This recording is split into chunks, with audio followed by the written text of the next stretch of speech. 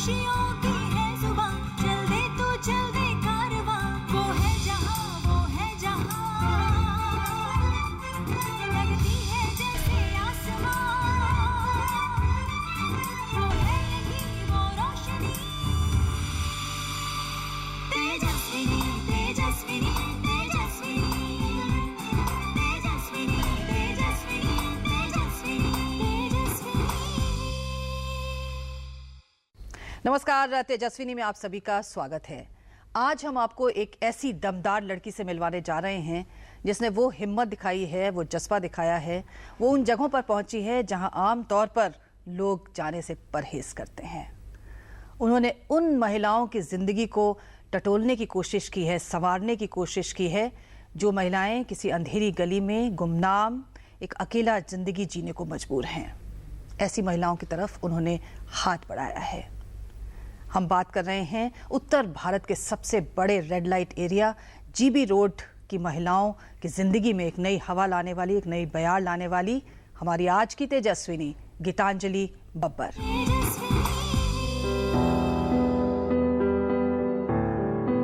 पत्रकारिता में स्नातक और डेवलपमेंट कम्युनिकेशन में स्नातकोत्तर करने के बाद अगर एक लड़की दिल्ली के यौन कर्मियों के बीच उनके जीवन में बदलाव लाने में जुट जाए तो इसे आप एक मिशन के अलावा और क्या कह सकते हैं? जी हाँ, ये मिशन है गीतांजलि बब्बर का, जिन्होंने तमाम रिश्ते नातेदारों की परवाह न करते हुए दिल्ली की यौन कर्मियों और उनके बच्चों के जीवन को सुधारने का बीड़ा उठाया।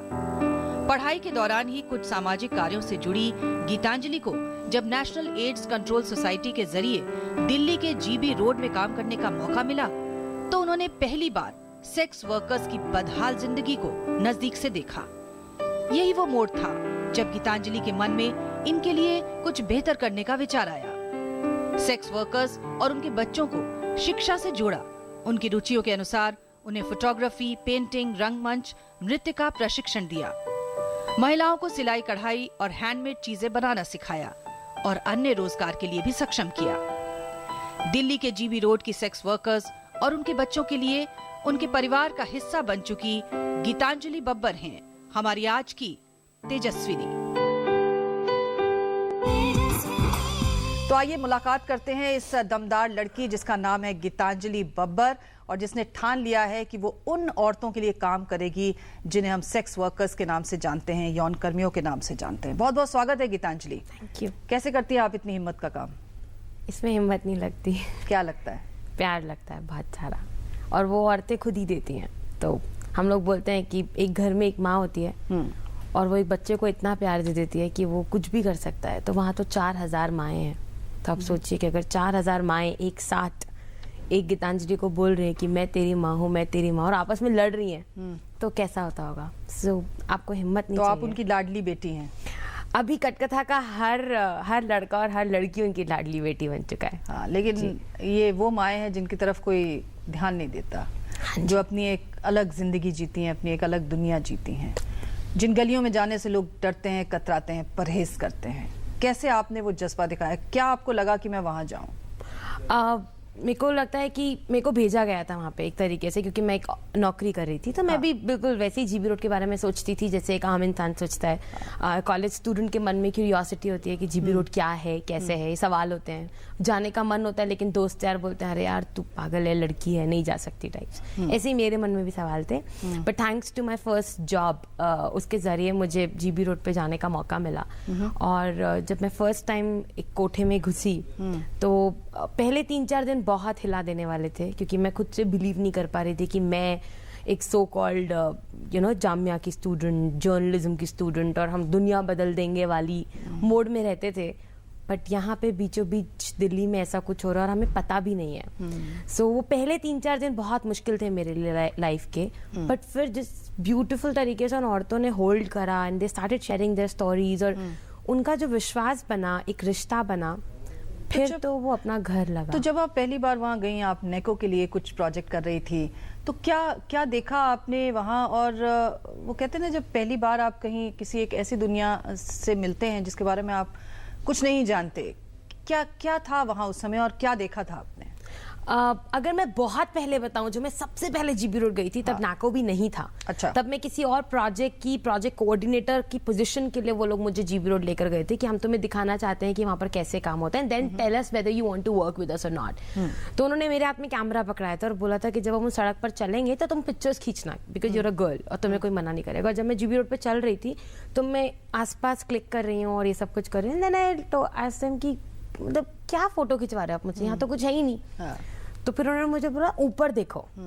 सो अगर आप वैसे देखोगे तो जीबी रोड आपको लगेगा भी नहीं कि ये कोई ऐसी सड़क है जहाँ पे मैं एक अलग दुनिया में आ गया हूँ, ऐसा नहीं लगेगा। नीचे हार्डवेयर मार्केट है और चलती बड़ी हार्डवेयर मार्केट है, एशियाज लार्जेस्ट हार्डवेयर मार्केट, तो चलती फिरती मार्केट है। बट जब मैं नाको की तरफ से कोठे के अंदर घुसी तो एक तो वो कोठा ही अपने आप में बहुत ही डार्क स्टेयर्स थी उस पर्टिकुलर कोठे की।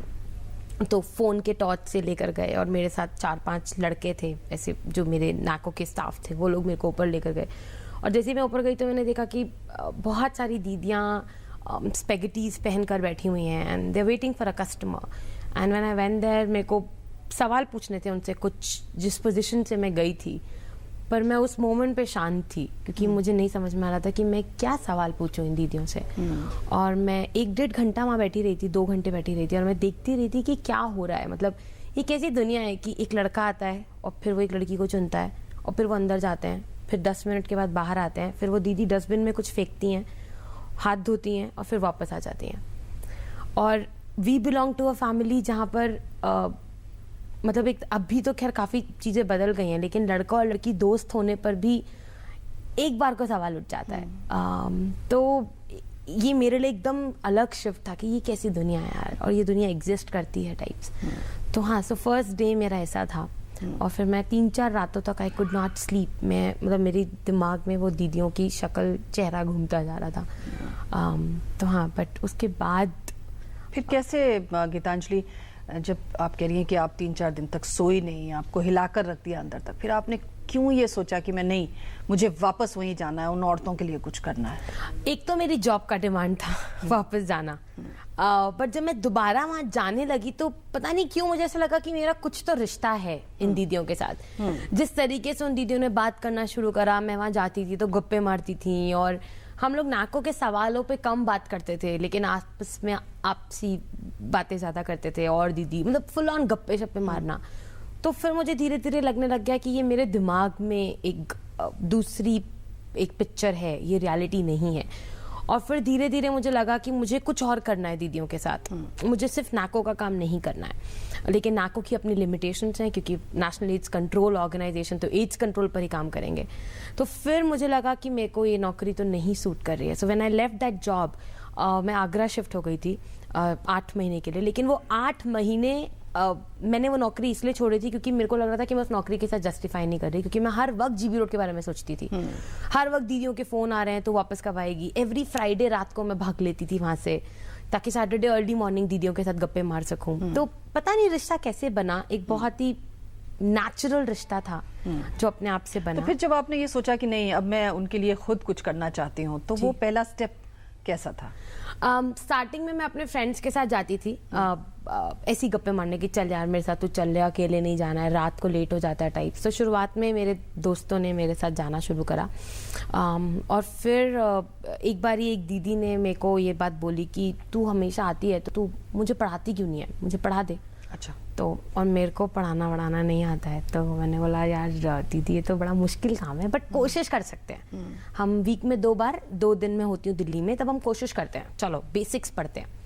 तो वहां से जर्नी शुरू हुई। तो ऐसा नहीं था कि मेरे पास कुछ प्लान था या दीदी के पास कुछ प्लान था। This is how the journey started. And then I spoke to one of my senior जो मेरे साथ नाको में थी और वो मुझे बहुत प्यार से मेंटोर करती थी। उनको बोला कि दीदी ऐसे ऐसे दीदी ने बोला है पढ़ने के लिए, बताओ क्या करें, कोठे में तो पढ़ा नहीं सकते हैं तो कैसे करें। तो उन्होंने फिर बात करी, then they got a space for us. तो मेरा और गीता दीदी का रिश्ता शुरू हुआ एक कमरे में पढ़ाई से। अच्छा। फिर गीता दीदी अपने साथ और दीदियों को लेकर आई, फिर बच्चों को लेकर आई। फिर लगा कि सिलाई सीखनी है तो किसी ने सिलाई मशीन्स डोनेट करी। फिर हमने फेसबुक के जरिए और वॉलंटियर्स बुलाए कि वीक के 5 दिन भी पढ़ना है दीदियों को, और गीतांजलि नहीं है, तो लोगों ने वॉलंटियर करना शुरू करा। कुछ लोगों ने बुक्स भेजी, कुछ ने पुणे से बुक्स भेजी, जयपुर से बुक्स भेजी, and that's how the whole journey started. तो फिर ये जो कटकथा जो आपकी संस्था है, जो 4 सालों से आप चला रही हैं, एक तो ये बताइए कटकथा का मतलब क्या है, और किस तरह से आपको लगा कि नहीं अब एक कटकथा हम बना लें और फिर वहां से अपनी कथा को आरंभ करें? कटकथा का मतलब है कठपुतलियों की कथा। क्योंकि जब हम लोग उस सड़क पर गए, कटकथा हमारे काम शुरू करने के 1.5 साल के बाद ये नाम आया था। 1.5 साल तक सिर्फ गीतांजलि दीदी और रितु दीदी ही कहलाते थे। 1.5 साल के बाद ये नाम आया था। तो कठपुतलियाँ, क्योंकि अगर आप उन औरतों की जिंदगी देखोगे तो मैं और आप डिसाइड कर सकते हैं कि हमें खाना कब खाना है, मैं और आप ये डिसाइड कर सकते हैं कि हमें कब सोना है, मुझे क्या पहनना है, मुझे कैसा मेकअप करना है, मुझे क्या बोलना है। बट उन औरतों की जिंदगी में वो डिसीजन उनके हाथ में नहीं है। सो गवर्नमेंट उनको कंट्रोल करती है, पुलिस उनको कंट्रोल करती है, पिम्प्स उनको कंट्रोल करते हैं, ब्रॉथल ऑनर्स उनको कंट्रोल करते हैं, और कस्टमर्स उनको कंट्रोल करते हैं। सो दे आर लाइक पपेट्स। सो हमारा आइडिया यही था कि हमें एक ऐसा कुछ करना है कि इन पपेट्स की कहानियाँ दुनिया में जाएं और सब लोग मिलकर इनके स्ट्रिंग्स को तोड़कर इनको आज़ादी दिलाने में मदद करें। सो दैट्स हाउ कटकथा केम इन। और ये 1.5 साल के बाद इसीलिए आया था नाम, क्योंकि जब आप पुलिस के पास जाते हो कुछ भी इशू लेकर तो उनको रजिस्टर्ड ऑर्गेनाइजेशन चाहिए। तो तब हमें लगा कि रजिस्ट्रेशन ज़रूरी है। जी, लेकिन मेरे ख्याल से इस रजिस्ट्रेशन से ज़रूरी जो इसके पीछे का आपका जो मिशन है, वो कहीं बहुत ही बारीकी से और बहुत खूबसूरती के साथ लेकर आई हैं। कटकथा इन्होंने बनाई और ये कटकथा फिर आगे चली। कहानी अभी हमारी जारी रहेगी। तेजस्विनी हमारे साथ आज गीतांजलि बब्बर हैं। एक छोटे से ब्रेक के बाद तुरंत मिलते हैं। Now the National News Channel of India, live on your mobile phone. Get the news on the go.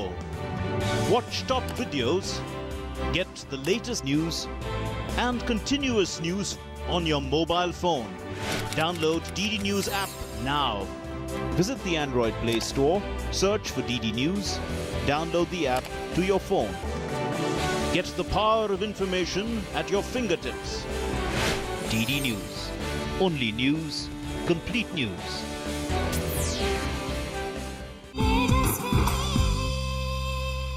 एक बार फिर से आपका स्वागत है। आज हमने आपसे जैसे कि कहा था एक ऐसी दमदार महिला से, लड़की से हम आपको मिलवा रहे हैं, गीतांजलि बब्बर जिनका नाम है, और जो कटकथा चलाती हैं उन औरतों के लिए जो कि सेक्स वर्कर्स कहलाती हैं। तो कटकथा आपने बनाई, ये बताइए, लेकिन इसके बीच में क्या आपके घर वालों ने नहीं कहा कि तुम किस दिशा में आगे बढ़ रही हो, इससे तुम्हें क्या हासिल होगा? दोस्तों ने, पड़ोसियों ने, रिश्तेदारों ने कहा नहीं कि भाई ये क्या काम है जिसकी तरफ तुम जा रही हो, या आपने कभी उन बातों को सुना नहीं, परवाह नहीं की? नहीं, ऐसा नहीं है। आज सुबह भी मेरे को ताना पड़ा है घर पे क्योंकि एक वॉलंटियर हमारे घर पे रह रही है और वो सीए की तैयारी कर रही है। अच्छा। तो ऐसे ही मैंने उसको बोला, क्या तू सीए कर रही है, फालतू ये वो। तो मम्मी कहती, तुझसे तो पढ़ा नहीं गया जिंदगी में, तू तो पता नहीं क्या कर रही है। तो फिर आज भी होता है सब कुछ, लेकिन शुरुआत में भी हुआ था, जाहिर सी बात है। मतलब पापा को लगता था कि क्यों कर रही है ये, तूने इतना अच्छा कोर्स किया है और अच्छी नौकरी कर और ये सब कुछ। बट परवाह नहीं करना इज अ रॉन्ग वर्ड, क्योंकि मम्मी पापा ने मना किया है लेकिन मना नहीं किया है। तब समझ रहे हो कि उनको वो मना कर रहे हैं कि नहीं कर, बट रोक भी नहीं रहे हैं। अच्छा। तो आपको माँ बाप के सिग्नल समझ में आ जाते हैं कि वो चाह रहे हैं कि तू जा, लेकिन सोसाइटी की वजह से वो तेरे को थोड़ा सा रोक भी रहे हैं, तो तू जा, ऐसा वाला। तो माँ बाप की तरफ से ऐसा था हमेशा से, और उन्होंने हमेशा मुझे सपोर्ट ही करा है मेरे हर एक्शन में। लेकिन हाँ, रिलेटिव्स और मतलब फ्रेंड्स वगैरह ने जरूर बोला था, और उनको मैंने जरूर इग्नोर करा था। वहां पर मेरा इग्नोर का स्टेज आया था कि ठीक है यार, जब होगा तब देखेंगे, तब बात करेंगे। सो आज वही दोस्त हैं जो कटकथा के हर इवेंट में आते हैं, कटकथा की टी शर्ट्स पहनते हैं, दुनिया में बताते हैं proud of you Babbar. But that's okay. But the good part is कि नाउ दे अंडरस्टूड कि ये चीज की जरूरत है। और अच्छा गीतांजलि, ये बताओ कि ये मतलब सुनने में तो चलो ठीक है, एक एक्टिविज्म है, आप एक्टिविज्म में हैं, चलो आप इस तरह के लोगों के लिए, लेकिन ये बताइए कि ये काम आसान नहीं होते, इस काम में बहुत मुश्किलें होती हैं। किस तरह की मुश्किलें आई, किस तरह से वहाँ पे ख़ासतौर से इस तरह का एक माहौल भी होता है जो कि बाहर की दुनिया से अपने आप को अलग रखना चाहता है, या अलग थलग रखने पर मजबूर कर देता है, वो नहीं चाहते कि कोई कांटेक्ट इस प्रकार का हो। किस तरह की मुश्किलात आई, और कभी आपको लगा कि घबराहट हुई अंदर से या डर लगा कि कहाँ मैं फंस गई? जाहिर सी बात है, एक्टिविज्म मैं इसको नहीं बोलूँगी क्योंकि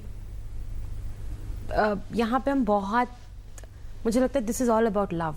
तो हम लोगों का जो एक आइडिया है वो है कि कैसे हम जीबी रोड को प्यार का मोहल्ला बनाएं, स्ट्रीट ऑफ लव। हम नहीं चाहते कि कल को कोई भी जीबी रोड को बोले कि जीबी रोड, हम चाहते हैं कि वहाँ के बोर्ड पर लिखे स्ट्रीट ऑफ लव।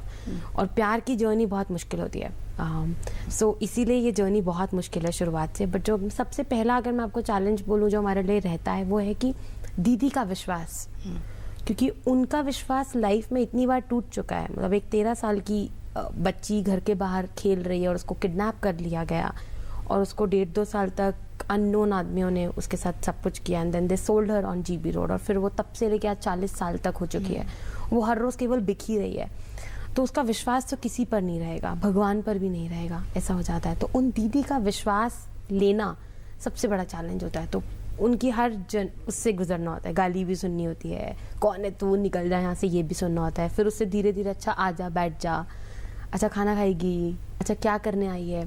तो ये जो पूरी जर्नी है अपने आप में, जिसको अभी हमें 4 साल हो गए करते हुए, ये बहुत ही बड़ा चैलेंज है।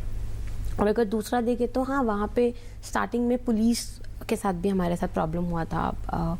बट एक पुलिस मैन ऐसे आए थे ACP जिन्होंने बहुत ब्यूटीफुली सपोर्ट करा था। तो मुझे लग रहा है कि चैलेंज हर बार आते हैं, फील्ड पर भी चैलेंज आते हैं। बहुत बारी पिम्स आपके एंटी हो जाते हैं, बहुत बारी बच्चे आपके एंटी हो जाते हैं। शुरुआत में मुझे याद है मेरे बच्चे मुझे धमकी देते थे, बट आज वही मेरे बच्चे हैं जो पूरी दुनिया में प्यार का मोहल्ला का मैसेज लेकर जा रहे हैं। So changing mindset is a big challenge, वो चाहे दीदी का हो या बच्चे का हो या सरकार का हो। 2 साल पहले तक तो सरकार हमें सुनती भी नहीं थी। आज just because of social media लोगों को दिख रहा है कि कुछ हो रहा है। So just raising your voice has been a challenge. But हाँ गीतांजलि, लेकिन ये बताइए कि जैसे आप कई तरह के हुनर सिखा रही हैं, स्किल सिखा रही हैं इन औरतों को, तो उसकी तरफ उनका क्या रुझान रहता है? क्या वाकई उसको सीखने में उनका इंटरेस्ट रहता है, या किस तरह की चीज़ें हैं जिनमें उनकी रुचि है और आपको लगता है कि उस हुनर को बाहर निकाला जा सकता है? मुझे ऐसा लगता है कि वहाँ 4000 औरतें हैं तो 4000 प्रकार के हुनर हैं। अच्छा। तो हमारा ये सपना है कि जीबी रोड बहुत ही जल्दी बिजनेस हब बन जाए, कि अगर आपको बेस्ट ऑफ एम्ब्रॉयडरी चाहिए तो आप बोलो यार वो कोठा नंबर 64 में जाके बेस्ट ऑफ एम्ब्रॉयडरी मिलेगी। This is what our dream is and we know this is possible, क्योंकि हर दीदी हर कोने से आई हैं दुनिया के और उनके पास स्किल है। इतना सुंदर गाना गाती हैं वो लोग कि मतलब दे जस्ट लव म्यूजिक। जो मुजरे वाले कमरे की औरतें हैं, अगर आप उनका डांस देख लोगे तो आप हिल जाओगे, वो इतना ब्यूटीफुल डांस करती हैं। बट स्टार्टिंग का जो फेज आता है कि मैं तो नहीं कर पाऊंगी, क्योंकि बचपन से उनको एक ही चीज डाली गई है दिमाग में कि तू केवल सेक्स वर्क के लिए बनी है और तू और कुछ नहीं कर सकती। तो वहां पे हमें बहुत दिक्कत होता है वो चीज तोड़ना। तो अभी दीदियां नोटबुक्स बना रही हैं बहुत सुंदर, और उस नोटबुक में उनकी कहानी है। तो वो 100 पेज की नोटबुक है और फर्स्ट पेज पे हमने उनकी पूरी कहानी लिखी है कि नहीं मैं तो नहीं बना पाऊंगी, मुझे नहीं आता। फिर दूसरे पेज पे अच्छा ठीक है मैं कोशिश करती हूँ। फिर तीसरे पेज पे ना देख खराब कर दिया मैंने, मैं नहीं पढ़ना सकती। फिर चौथे पेज पर होता है कि अरे मैंने तो ठीक ठाक चीज बना दी। फिर 5वें पेज पे और दे, कुछ भी बनवा। तो आज हमारे साथ ये चैलेंज है क्योंकि मार्केट नहीं है हमारे पास उतनी ज्यादा, हमारा उतना रीच नहीं है। लेकिन अब दीदियों ने लास्ट मीटिंग में बोला था तू हमसे कुछ भी बना ले, हम बस खाली नहीं बैठना चाहते। अच्छा। हमने जो दिन में 2-3 घंटे इस काम को देना शुरू करा है, अब इसको रोक मत। सो अब हमारा नेक्स्ट चैलेंज है कि हमें जीबी रोड पे एक अलग स्पेस लेना है जो केवल दीदियों के लिए हो और वो केवल स्किल्स के ऊपर फोकस करे, ताकि हमारी दीदियां हर रोज, अभी तो वो कोठों में ही बैठकर बनाती हैं, but now they want to come out and they saying कि अब मैं बाहर आकर हम सब रोज मिले 3-3, 4-4 घंटे और क्रिएट करें कुछ भी, and they can make anything. अच्छा, उनके बच्चों के साथ भी तो आप काम कर रही हैं, कुछ बच्चे भी हैं जिनको आप पढ़ा रही हैं और आगे, तो वो बच्चों का किस तरह से रहता है? क्या मतलब उन्होंने एकदम से आपको एक्सेप्ट कर लिया या उसमें भी कुछ मुश्किलें आई थी? तो वो हमारे बच्चे नहीं है, वो चेंज लीडर्स हैं। अच्छा। जो कि इस सपने को लेकर चल रहे हैं कि हमें जीबी रोड बदलना है। तो उन बच्चों का सपना यहाँ से शुरू हुआ था कि मुझे अपनी माँ को निकालना है, लेकिन आज उनका सपना है कि मुझे हर दीदी को निकालना है यहाँ से, जो भी दीदी फर्स्ट है यहाँ पर। स्टार्टिंग में बिल्कुल बहुत डिफिकल्टी हुई थी बच्चों के साथ, क्योंकि बच्चों के भी एक्सपीरियंस स्कूल में बहुत अजीब रहे हैं। स्कूल में जाके उनको बोल देना ओ तू तो सेक्स वर्कर, ओ तू जीबी रोड से आया है, तो बच्चे का वहाँ पर खत्म लाइफ। उसको लगता है मुझे उसके बियॉन्ड नहीं जाना है। तो हमारे सब बच्चों ने ऐसे एक्सपीरियंसेस करे हैं लाइफ में। तो स्टार्टिंग में उन बच्चों के साथ मतलब अगर सबसे ज़्यादा मतलब शैतान बच्चे हैं तो वो कटकथा के हैं, गुस्से वाले बच्चे हैं तो वो कटकथा के हैं, सबसे ज़्यादा जो नहीं पढ़ेंगे वो कटकथा के। कटकथा ऐसे नोन था आज से 2 साल पहले, लेकिन आज अगर आप मेरे बच्चों को देखोगे तो अगर कोई भी दुनिया में बीमार होता है तो वो हमें फ़ोन करता है कि प्लीज़ बच्चों से प्रेयर कर ले, क्योंकि अब बच्चे वो हर रोज शाम को शेयरिंग करते हैं, हर रोज शाम को प्रेयर करते हैं। So they've become so much I mean वो अपने आप से इतना जुड़ चुके हैं कि अब अगर आप उनको कोई भी बोल दे तो सेक्स वर्कर का बच्चा तो बोलते हैं हाँ तो हूँ मैं जीबी रोड का, बट मेरे में ये टैलेंट है। तो अर्जुन को ले लो, he is one of the best photographers. आप कोमल को ले लो, वो भी NSD में सेलेक्ट हुई है, तो she is like a great theatre artist. आप सोहेल को ले लो, he is a great dancer. तो अभी हर बच्चा अपने सपने को जी रहा है। पहले 2 साल तो उनका कोई सपना ही नहीं था, तो अभी उन्होंने सपने को पहचान भी लिया और अब उसको जी भी रहे हैं। पर गीतांजलि, ये जो कितनी उम्र है आपकी? 29 अभी 29 तो लग तो नहीं रहा आपकी बातों से, और आप जो काम कर रही हैं। लेकिन ये बताइए कि ये काम को आगे ले जाना भी कोई आसान इसलिए नहीं है क्योंकि बहुत सारे आपको रिसोर्सेज की भी ज़रूरत पड़ती है। तो ये बताइए कि कहाँ से आप इतना सब मैनेज कर पा रही हैं कि मतलब बच्चों के लिए भी आप स्पेशल क्लासेस लगा रही हैं और दीदियों के लिए भी काम करें, कहाँ से होता है ये, और उसमें किस तरह की दिक्कतें पेश आ रही हैं? तो हमारा सबसे बड़ा रिसोर्स है वॉलंटियर। अगर आप कटकथा में आओगे तो आपको कॉलेज के इतने सारे लोग मिलेंगे काम करते हुए, and they are completely volunteer run. So तो वो सबसे बड़ा हमारा रिसोर्स है। बट हाँ, हमारे लिए रिसोर्स का प्रॉब्लम है क्योंकि हम फंड रेजिंग नहीं करना जानते हैं, हमें आता ही नहीं है फंड रेजिंग करना। But we are really happy क्योंकि बहुत सारे लोग अनोनिमसली हमें चीज़ें भेजते हैं। अनोनिमसली हमारे अकाउंट में पैसा आ जाएगा और फिर वो बोलेंगे ज़रा चेक करके बताइए पैसा आ गया क्या। सो हमें कभी ज़रूरत नहीं पड़ी। बट अब क्योंकि हम प्रोजेक्ट्स को बढ़ा रहे हैं, अब हम बच्चों का हॉस्टल बना रहे हैं जहाँ पे वो 24/7 रहेंगे, तो अब हमको बहुत फंड्स की ज़रूरत है। So now we really want, and we don't want to do everything on our own. हम चाहते हैं कि सरकार ही आए या बाकी ऑर्गेनाइजेशंस जीबी रोड पर आए। हम जीबी रोड पर एक बेस बना चुके हैं, अब हम चाहते हैं कि लोग आए रिसोर्सेज लेकर।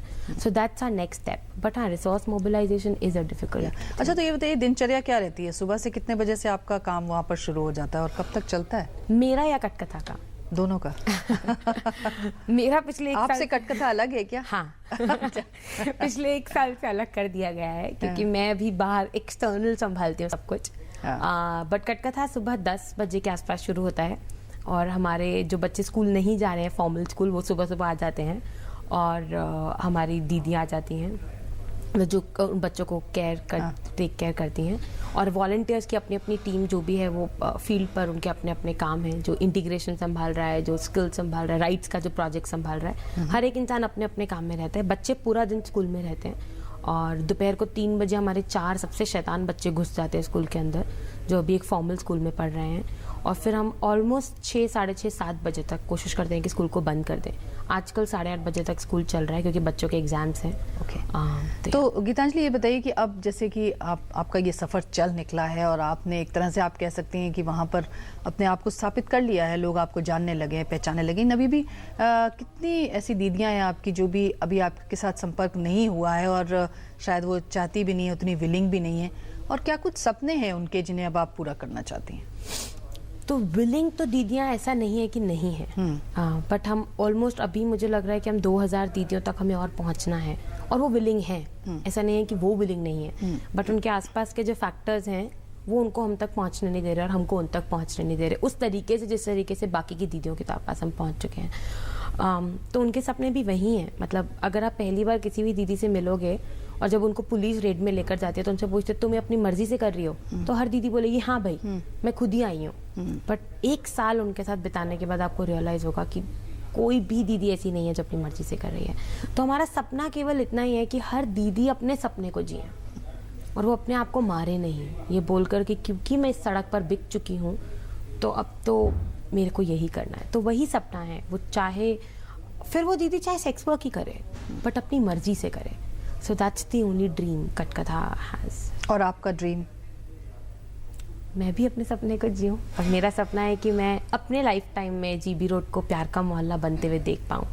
मतलब मैं चाहती हूँ कि आज के 10 साल बाद अगर हम विजन करते हैं तो अभी हम लोग 15 अगस्त को कट कलरव करते हैं इवेंट, जिसमें हम जीबी रोड को ऑलमोस्ट बंद कर देते हैं 2-3 घंटे के लिए, और बहुत बड़ा सा टेंट लगाते हैं और पूरे इंडिया से लोगों को बुलाते हैं कि दीदियों के लिए परफॉर्म करो, दीदियाँ नाचती हैं। तो लास्ट ईयर मैं और मेरी को फाउंडर रात को 10:30 बजे एक दूसरे को देखकर, and we had tears in our eyes, and we were like 10:30 बजे जीबी रोड पर हम नाच रहे हैं। कभी ऐसा सोचा था? पर हमने नहीं सोचा था, और हमें बस यही सपना है कि वो 4000 दीदियों की आवाज़ को हम सुन लें, जो अभी तक हम नहीं सुन रहे हैं, अब सुन लें और उस सड़क को प्यार का मोहल्ला बना दें। वही हमारा सपना है। हमें उम्मीद है कि आप अपने सपने को ज़रूर पूरा करेंगी, और जो आपने अपने दिल में ठाना है, जिस मिशन के साथ आप आगे बढ़ रही हैं, वो ज़रूर बढ़ेंगी, और हमारी शुभकामनाएं आपके साथ हैं। बहुत बहुत शुक्रिया गीतांजलि बब्बर हमसे बात करने के लिए। धन्यवाद आपका। तो ये थी गीतांजलि बब्बर, जिन्होंने हौसला दिखाया, जज्बा दिखाया, और आज सेक्स वर्कर्स के लिए काम कर रही हैं। अगले हफ्ते एक नई तेजस्विनी से आपकी मुलाकात कराएंगे। तब तक के लिए इजाज़त दीजिए। नमस्कार।